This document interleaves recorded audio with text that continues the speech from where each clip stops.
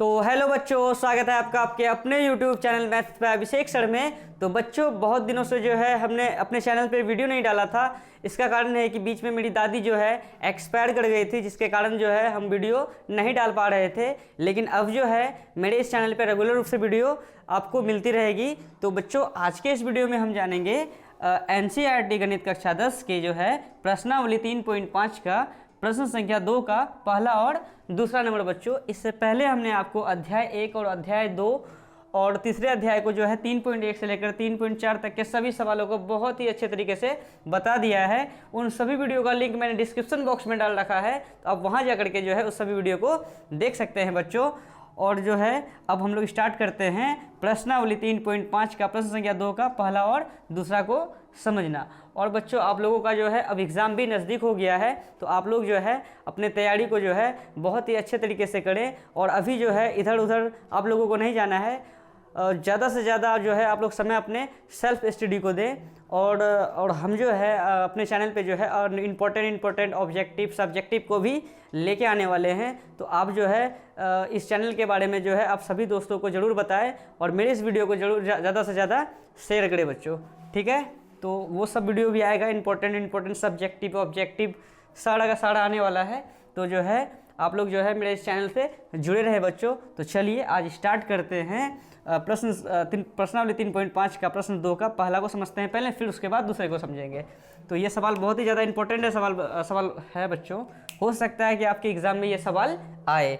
तो सवाल क्या है 2 का पहला कि A और B के किन मानों के लिए निम्न रैखिक समीकरणों के युग्म के अपरिमित रूप से अनेक हल होंगे। ठीक है, यहाँ कहा गया है A और B के किन मानों के लिए। ठीक है, तो पहले ही बोल दिया है कि मान निकालिए किसका, A और B का। ठीक है, निम्न रैखिक समीकरणों के युग्म के अपरिमित रूप से अनेक हल होंगे। ठीक है, तो पहला समीकरण दिया है 2x + 3y = 7 और सेकंड समीकरण है a - b × x + a + b × y = 3a + b - 2। तो इन दोनों समीकरण हम लोगों को दिया गया है, दो समीकरण, और कंडीशन बोला है कि अपरिमित रूप से अनेक हल होंगे। उसके लिए जो है a और b का मान ज्ञात कीजिए।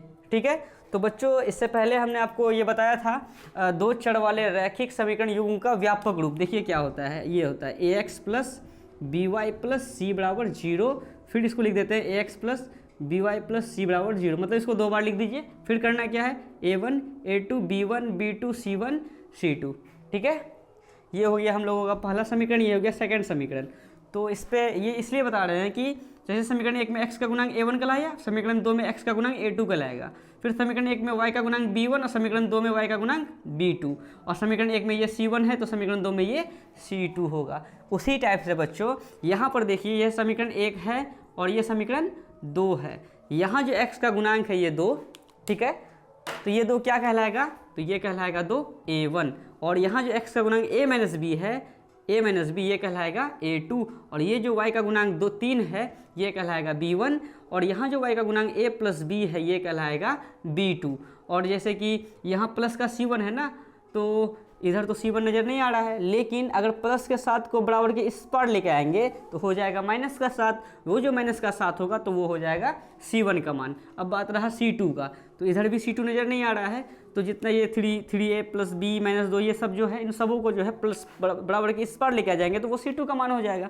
तो प्लस का 3 को बराबर के इस पार लेके आ जाएंगे तो माइनस का 3a, प्लस का b को इधर लेके आएंगे तो माइनस का b, और माइनस का 2 को इधर लेके आएंगे तो प्लस का 2 हो जाएगा। तो इसका मतलब माइनस का 3a और माइनस का b और प्लस का 2, क्योंकि जो चीज़ प्लस में है उनको वो माइनस में चल जाएगा, जो प्लस में वो माइनस में, जो माइनस में है वो प्लस में चल जाएगा, वो सब मान हो जाएगा c2 का। तो इसलिए व्यापक रूप को समझना ज़्यादा ज़रूरी होता है। ठीक है, तो इनको अब हम लोग सॉल्व करते हैं। तो यहाँ लिख देते हैं, यहाँ पर जो है a1 कितना है, तो a1 है 2, a2 कितना है, तो a2 है a - b, b1 कितना है, तो b1 है 3, और b2 कितना है, तो b2 है a + b, और c1 कितना है, तो c1 है प्लस का 7 को बराबर के उस पर लेके जाएंगे तो माइनस का 7 हो जाएगा। और c2 कितना है, तो c2 क्या है कि प्लस का 3a को बराबर के उस पर लेके जाएंगे तो माइनस का 3a, और प्लस का b को बराबर के उस पर लेके जाएंगे माइनस का b, माइनस का 2 को उस पर लेके जाएंगे तो प्लस का 2, तो माइनस का 3a माइनस का b प्लस का 2, ये जो आया है ये हो गया c2 का मान। ठीक है, चलिए व्यापक रूप को हम लोग मिटा देते हैं। और अगर आप नोट करना चाहते थे, मतलब नोट करना चाहते हैं तो उनको नोट कर सकते थे। तो ठीक है, देखिए सवाल क्या है कि ए और बी के किन मानों के लिए, तो हमें निकालना है ए और बी का मान। ठीक है, निम्न रैखिक समीकरणों के युग्म के अपरिमित रूप से अनेक हल होंगे। अपरिमित रूप से अनेक हल का बात कर रहा है, तो यहाँ लिखते हैं अपरिमित रूप से अनेक हल के लिए क्या कंडीशन होता है बच्चों? अपरिमित रूप से अनेक हल के लिए कंडीशन होता है a1/a2 बराबर b1/b2 बराबर c1/c2। ये कंडीशन होता है अपरिमित रूप से अनेक हल के लिए। और बच्चों जैसे अद्वितीय हल के लिए बोलेगा तो उसके लिए क्या कंडीशन होता है? तो उसके लिए होता है a1/a2 not equal to b1/b2। अगर कंडीशन ऐसा होगा तो उसका हल अद्वितीय होगा। अगर कंडीशन ऐसा हो जाए a1/a2 बराबर b1/b2 not equal to c1/c2, अगर कंडीशन ऐसा हो तो कोई हल नहीं। अगर कंडीशन ऐसा होगा तो इसका हो जाएगा अद्वितीय हल। अगर कंडीशन ऐसा होगा तो अपरिमित रूप से अनेक हल, जो कि अभी जो है ये फर्स्ट नंबर में कहा गया। और सेकंड नंबर में जो है ऐसा कंडीशन के बारे में कहेगा, यानी कोई हल नहीं के लिए तो ऐसा कंडीशन लगा देंगे, ऐसा मांगेगा तो ऐसा लगा देंगे। ठीक है चलिए, अभी कहा गया है अपरिमित रूप से अनेक हल होने के लिए, तो अपरिमित रूप से अनेक हल के लिए कंडीशन ये था, उसको लिख दिए। अब जिसका जो मान है उनके जगह उसको बैठाइए, उसके बाद धीरे धीरे उसको सॉल्व कीजिए, हिसाब बन के रेडी हो जाएगा, यानी ए और बी का मान आराम से आ जाएगा। तो a1 का मान क्या है? तो a1 का मान है 2/a2 का मान क्या है? तो a2 का मान है a-b, तो लिख दिए उसको बराबर b1 कितना है? तो b1 है 3/b2 कितना है? तो b2 है a+b बराबर c1 कितना है? तो c1 है -7 अब बट्टे c2 कितना है? तो c2 इतना है कितना? -3a-b + 2।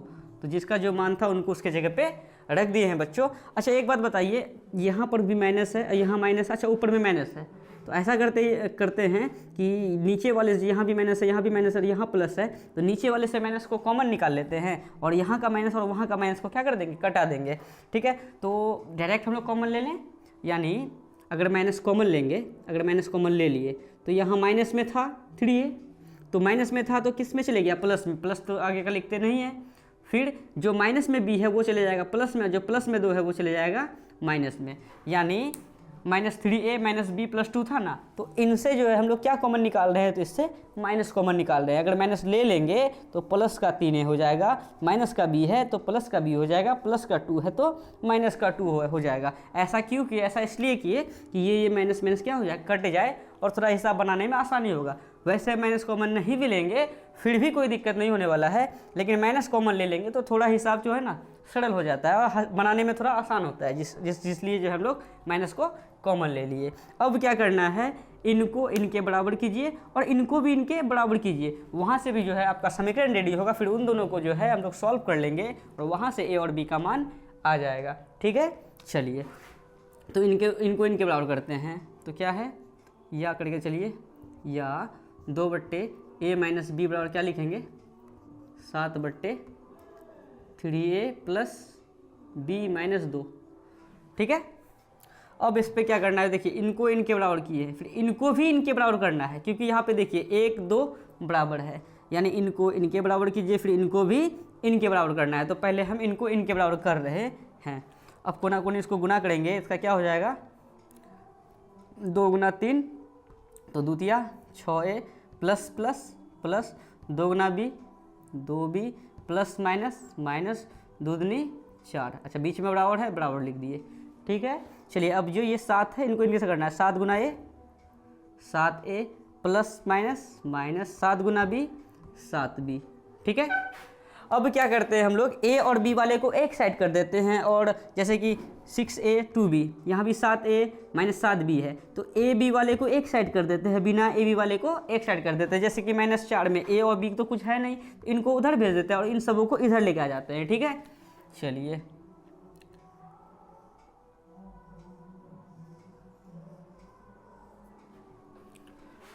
तो करते क्या है कि जैसे कि 6a है, लिख दिया 6a + 2b प्लस का 7a को बराबर इस पर लेके आ जाएंगे तो हो जाएगा -7a प्लस -7b को इधर लेके आ जाएंगे तो हो जाएगा +7b बराबर बराबर लिख देते हैं। इन दोनों को तो लेके आ गए हैं इधर, लेकिन माइनस का 4 को अगर बराबर के उस पार लिख देंगे तो हो जाएगा प्लस का 4।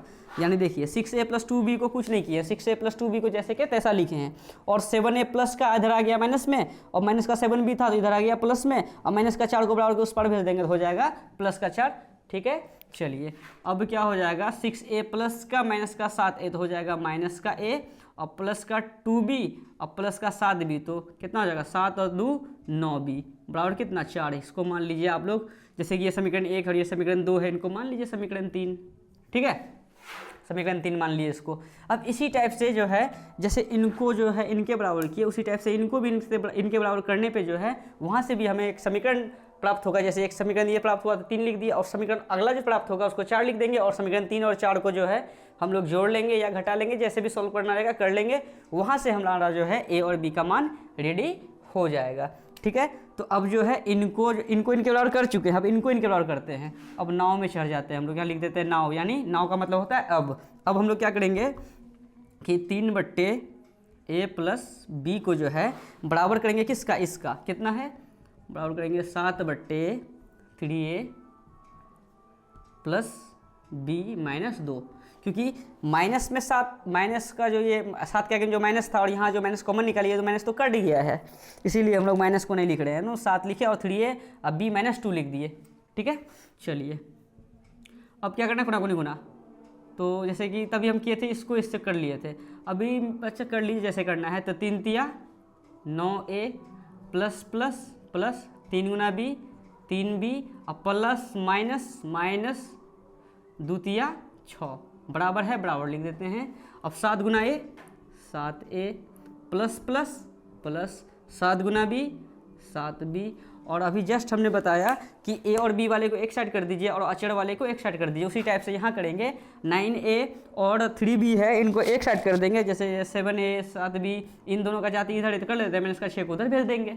ठीक है, चलिए लिख देते हैं, या 9a + 3b प्लस का 7a को इधर लेके आएंगे तो माइनस का 7a, और प्लस का 7b को इधर लेके आ जाएंगे तो हो जाएगा माइनस का 7b बराबर लिख देंगे, माइनस का 6 को उधर भेज देंगे तो प्लस का 6, तो हो गया 9a में 7a जाएगा तो 2a, और प्लस अच्छा प्लस का 3b माइनस का 7b तो माइनस का 4b होगा, बराबर कितना 6। ये हो गया समीकरण 4। ये समीकरण 3 है, ये समीकरण 4 है। इन दोनों समीकरणों को सॉल्व करेंगे तो हमारा जो है a और b का मान, जैसे हम लोग सॉल्व करते थे इससे पहले जितने भी आपको सॉल्व किए हैं x और y रहता था, x और y रहता था, अभी क्या दे दिया a और b दे दिया। x y रहता था तो x y का मान आता था, जैसे कि a b दे दिया तो a b का मान आएगा, है कि नहीं। तो क्या लिख देंगे कि समीकरण 3 तथा 4 को, समीकरण 3 तथा 4 को विलोपन विधि से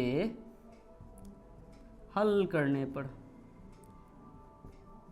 करते हैं हम लोग क्या है, -a + 9b = 4। समीकरण ये 3 हो गया।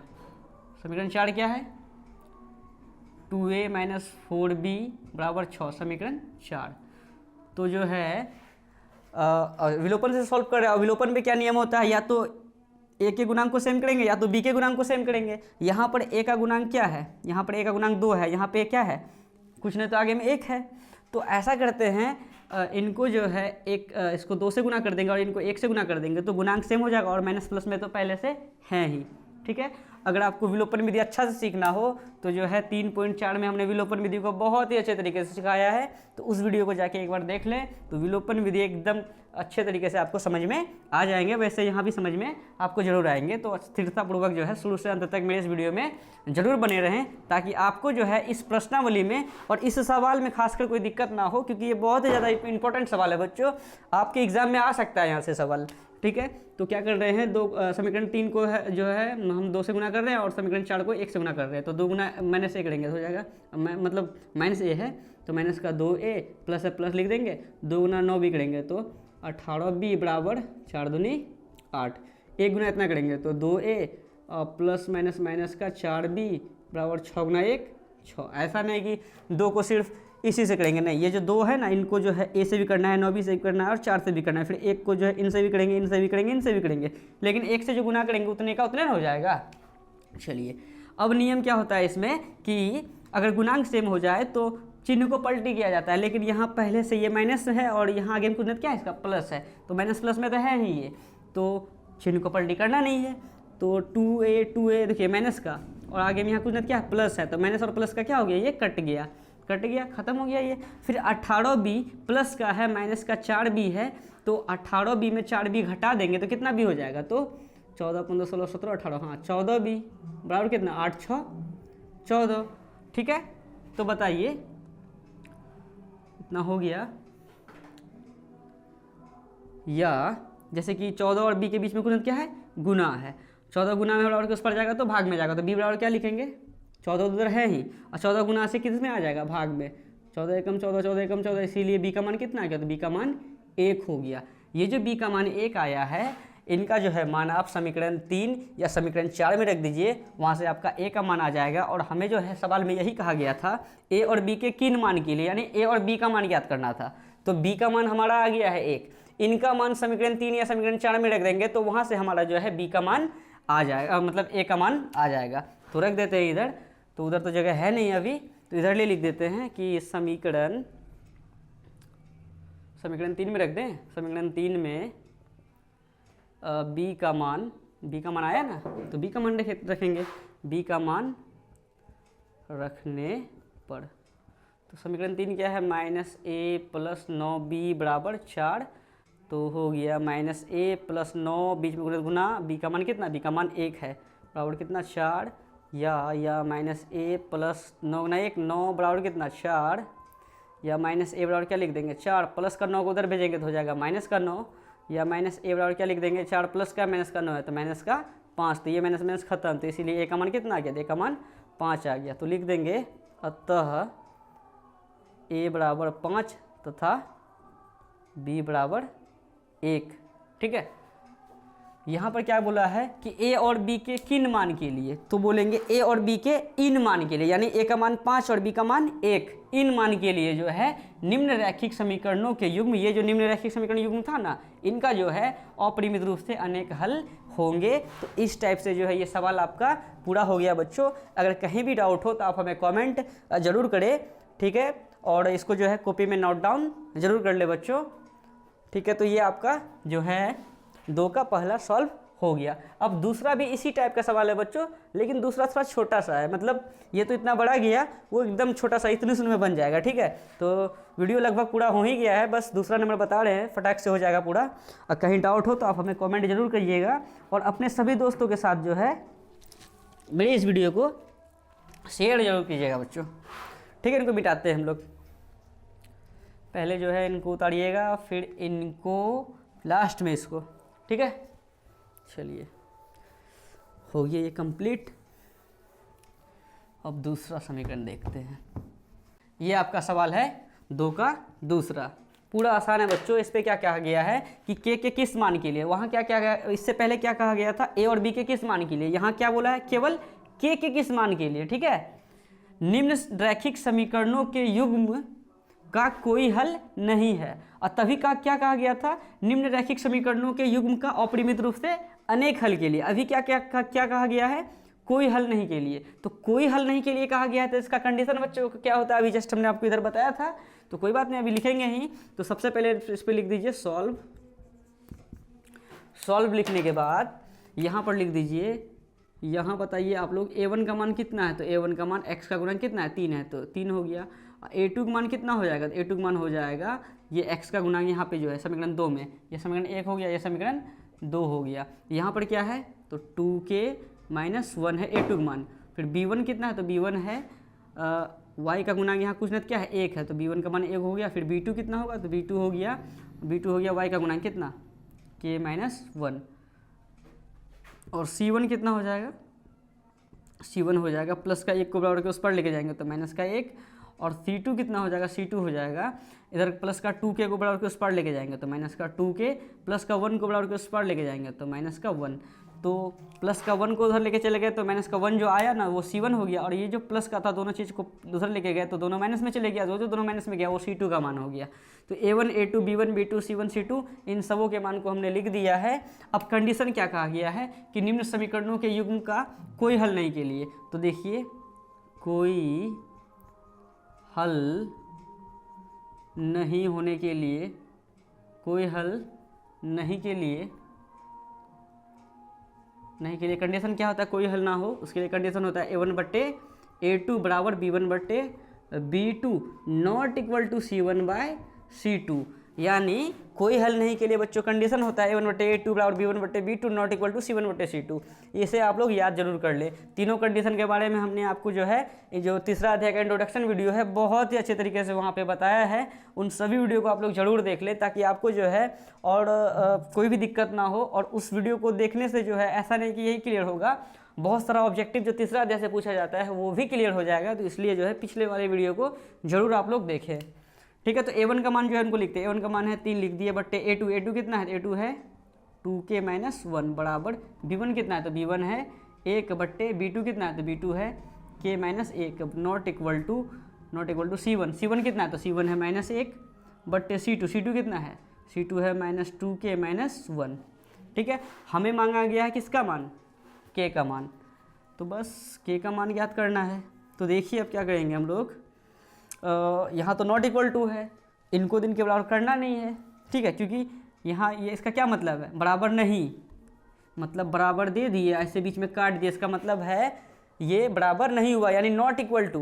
तो इनको इनके बराबर नहीं करेंगे, ना कि इनको इनके बराबर करेंगे, बराबर तो ये दोनों है ना, तो इनको इनके बराबर करेंगे, यहाँ से जो है हमारा k का मान प्राप्त हो जाएगा। तो देखिए कैसे करेंगे हम लोग, तो इधर ही करते हैं, इधर जगह तो है अभी कि 3 गुना k करेंगे तो हो जाएगा 3k प्लस माइनस माइनस 3 गुना 1, 3 कोना कोनी गुना कर रहे हैं हम लोग, बराबर है बराबर लिख दिए, 1 गुना 2k करेंगे तो हो जाएगा 2k प्लस माइनस माइनस 1 गुना 1 1। अब क्या करेंगे, k वाले को एक साइड कर देंगे और बिना k वाले को एक साइड कर देंगे। जैसे 3k है 3k लिख दिए, प्लस का 2 के बराबर के इस पर लेके आएंगे, हो जाएगा माइनस का 2 के बराबर कितना है, माइनस का 1, माइनस का 3 को उधर लेके जाएंगे तो हो जाएगा प्लस का 3, ठीक है। या क्या लिखेंगे, 3k में 2 के जाएगा कितना k हो जाएगा, 1k, 1 तो लिखते नहीं है, चलिए इसीलिए जो है ना k बराबर कितना हो गया, क्योंकि 3k में 2 के जाएगा 1k, 1 तो लिखते नहीं है, बराबर क्या लिख देंगे, माइनस का 1 है प्लस का 3 है तो हो जाएगा प्लस का 2। तो हमारा k का मान कितना आ गया, तो k का मान 2 आ गया, क्योंकि मतलब सवाल में भी k का मान ही मांगा गया था। ये सवाल भी आपका इंपॉर्टेंट है, हो सकता है कि 2 नंबरिया में ये सवाल इस बार आए बच्चों। तो यहाँ बोला गया था कि किस मान के लिए निम्न रैखिक समीकरणों के युग्म का कोई हल नहीं है। तो जो समीकरण था उनको लिख दिए, जिसका जो मान होता है उनको लिख दिया, और जो कोई हल नहीं के लिए कंडीशन को लिख दिए, उसके बाद जिसका जो मान होता है उनको बैठा दिए हैं, बस धीरे धीरे इनको सॉल्व कर लिए और k का मान प्राप्त हो गया। बहुत ही ज़्यादा सिंपल हिसाब है बच्चों ये, और जो है आप लोगों के एग्ज़ाम में ये सवाल आ सकते हैं, और इसको जो है आप लोग कॉपी में ज़रूर उतार लीजिएगा।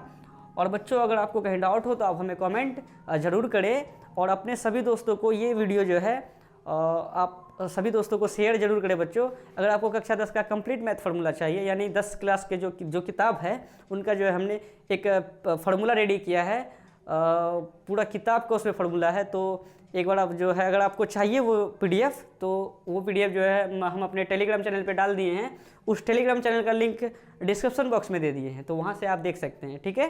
तो ठीक है बच्चों, मिलते हैं नेक्स्ट वीडियो में, धन्यवाद।